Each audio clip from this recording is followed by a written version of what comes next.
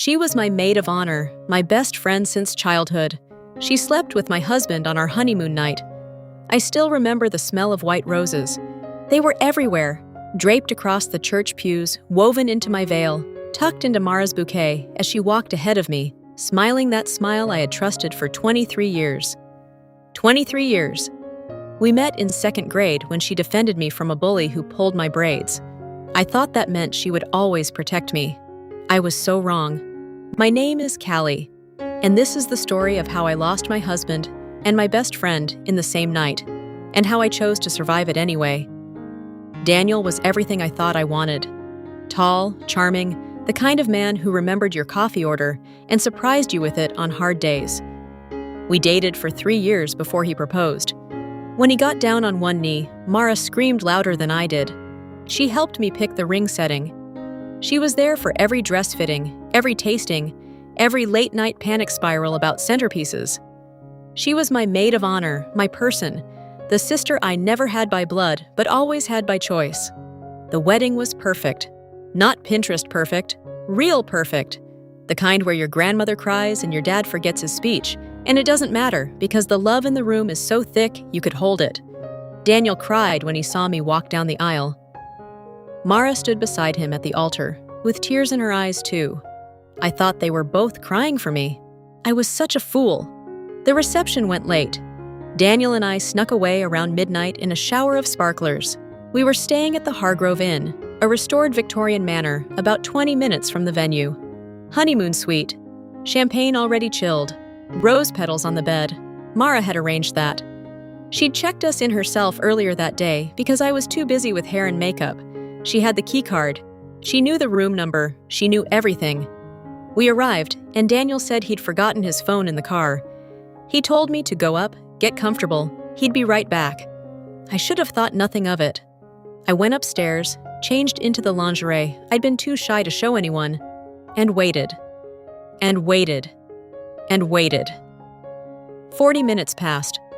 I called his cell, voicemail. I texted. Nothing. I wrapped myself in the hotel robe and went down to the lobby, assuming he'd gotten caught up talking to someone in the parking lot. The lobby was empty except for the night clerk, who gave me a polite, confused smile. I went back upstairs. And then something, I don't know what to call it, instinct, a cold feeling behind my sternum that I had been trying to ignore all night. I remembered something Mara had said at the rehearsal dinner. She'd leaned over to Daniel while they were laughing and whispered something in his ear, and he'd looked at her for just half a second too long. I told myself it was nothing. Old friends. They'd known each other almost as long as Mara and I had. But that half second stayed with me. There was a suite 2 floors above ours. The honeymoon suite had originally been booked on the 4th floor, but we'd been upgraded to the 3rd. Mara had made the reservation. Mara had the original room number, the 4th floor room. I took the elevator up. I stood in front of room 412 and I knocked. And I don't know what I expected. I think some part of me hoped no one would answer, hoped the door would open to an empty room and I would feel foolish and relieved and go back downstairs to find Daniel with a dead phone battery and a sheepish grin. The door opened. Mara stood there in the white silk robe she'd been given as a bridesmaid gift. The one I had picked out for her. The one that still had the monogram tag on it when she'd unwrapped it 3 days ago. Her hair was down, her mascara was slightly smudged, and behind her, sitting on the edge of the bed in his dress shirt with the tie loosened, was my husband. My husband. The man who had cried when he saw me walk toward him 6 hours ago. For a moment, none of us spoke. I think I went somewhere else in my mind for those few seconds. Like my brain decided the image was too much to process in real time and just buffered. Mara opened her mouth. I held up my hand. I don't know how I was so calm. I think I was in shock. I think the human body, when confronted with absolute devastation, sometimes chooses stillness over collapse just to survive the moment. Callie! Daniel stood up. Don't! My voice came out quiet, steady, like I was asking someone not to slam a door. I looked at Mara, really looked at her, and the thing that broke me wasn't guilt on her face. It was something else. Something complicated. Something that looked almost like relief, like she'd been carrying something heavy for a long time, and it had finally been set down. That was when I understood this wasn't a one-time mistake. This was a confession. "How long?" I asked her. "Just her, not him." She swallowed. "Callie, please." "How long?" She looked at the floor. 2 years. 2 years. I did the math without meaning to. 2 years ago, Daniel and I had just gotten serious.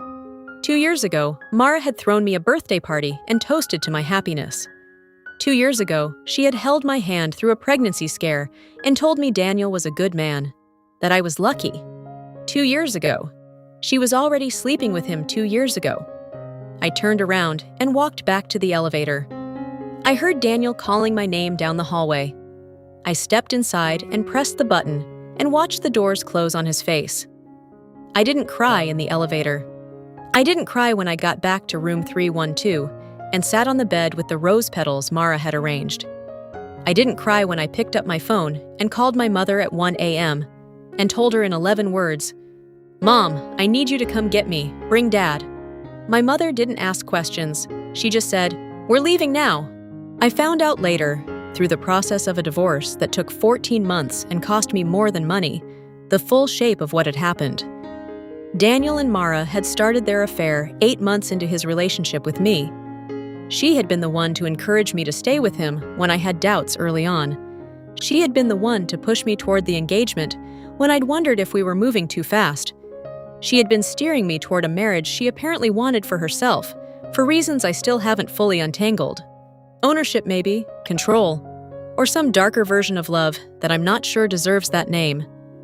The cruelest part, and there were many cruel parts, was that she had accepted the role of maid of honor knowing everything. She had stood beside me in that dressing room and zipped up my dress and told me I was the most beautiful bride she'd ever seen. She had given a speech at the rehearsal dinner about how I deserved every happiness and that Daniel was the man she would have chosen for me if she could have chosen anyone in the world. She said that, out loud, while knowing. I've thought a lot about what that takes. What kind of person can do that? And I've decided I don't want to understand it. Understanding would require me to spend more of myself on her than she deserves. She got 2 years of my relationship and my wedding night. She doesn't get my psychoanalysis, too. Daniel tried to reach me for months. Long emails, voicemails I deleted without listening, a letter hand-delivered by his mother, who I think genuinely didn't know what her son was capable of. I had my attorney respond to everything. The house we'd been planning to buy together, we'd been in escrow, I pulled out of the deal and let him have it. Let them have it, I should say. He and Mara moved in together 4 months after I filed for divorce. I know because my cousin saw the moving truck and texted me a photo without thinking. I stared at that photo for a long time. It didn't make me want him back. It just made me feel the specific loneliness of watching your whole imagined future walk into a house with someone else. The thing nobody tells you about betrayal like this, not an affair, but a co-betrayal, a coordinated long-term deception by 2 people you loved, is that you don't just lose the people, you lose the memories. Every good thing becomes a question. The birthday party, the late-night phone calls, the vacation where the 3 of us drove the coast highway and sang along to bad radio, and she and I talked about how lucky we were. Were any of those moments real? Were they a performance? Did she feel anything, or was she calculating the whole time? I don't have answers. I've stopped looking for them. What I have instead, my mother, who sat with me every night for the first 3 weeks when I couldn't sleep. My therapist, Dr. Reyes, who said something in our 4th session that I wrote on a Post-it note and stuck to my bathroom mirror. Grief is not a sign that you were wrong to love. It is proof that you were brave enough to. I have my job, which I threw myself into with the kind of focus that is either healing or avoidance, probably both. I got promoted 8 months after the divorce was finalized.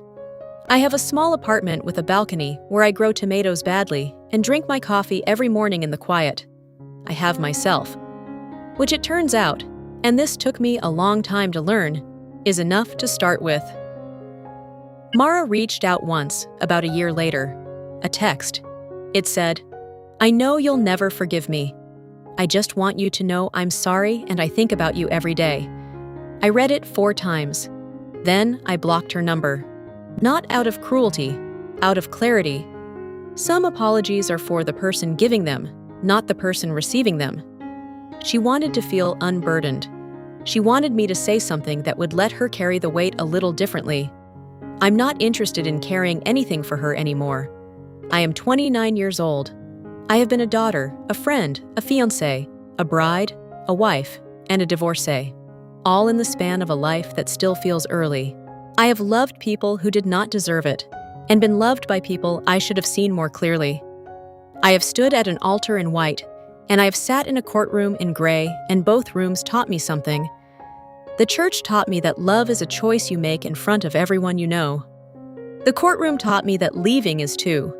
And on a Tuesday morning in October, 18 months after the worst night of my life, I was sitting on my balcony with my bad tomatoes and my good coffee, and something inside me, some knot that had been there so long I'd stopped noticing it, quietly let go. I thought about the girl I was in 2nd grade, getting her braids pulled.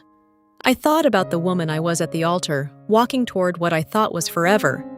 And I thought about who I am now, someone who survived being deceived by the 2 people she trusted most, who did not become bitter or closed or small, who chose, is still choosing, every day, to believe that the next version of her story will be worth telling. It will be. I know it will be, and this time, I'll be the one holding the key.